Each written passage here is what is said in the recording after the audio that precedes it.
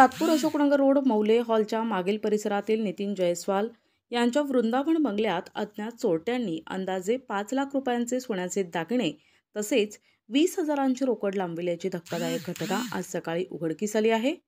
नितीन जयस्वाल हे आपल्या कुटुंबियांसह गेल्या 8 दिवसांपासून बाहेर गावी गेले होते। दरम्यान आज सकाळी जयस्वाल कुटुंबीय आपल्या घरी आले असता गेटचे आणि घराच्या दरवाजाचे कुलूप तोडून अज्ञात चोरट्यांनी घरातील कपाटाचे लॉकर फोडून त्यातील 5 लाख रुपयांचे सोन्याचे दागिने तसेच 20,000ची रोकड लांबविल्याचं दिसून येत असल्याचं नितीन जयस्वाल यांनी सांगितलंय। मी बाहेरगावी मुलाकडे गेलो पुण्याला, तर आता साधारण आम्ही 11:30च्या दरम्यान इथे घरी आलो आमच्या मॉलच्या पाठीमागे। तर घराला लॉक असं अडकून ठेवलेलं होतं फक्त, आणि गेटचं लॉक तिथं साईडला पडलेलं आहे।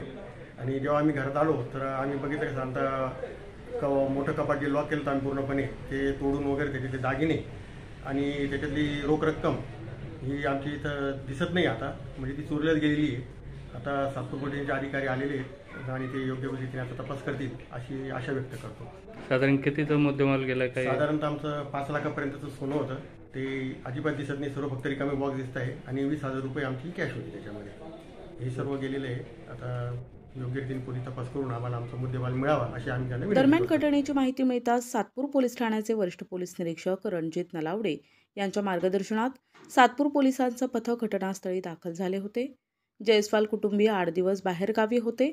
आज आल्यानंतर ही घटना समजली, त्यामुळे चोरट्यांनी घरफोडी कधी केली हे उघडकीस आणून चोरट्यांना जेरबंद करण्याचं आवाहन आता सातपूर पोलिसांसमोर आहे।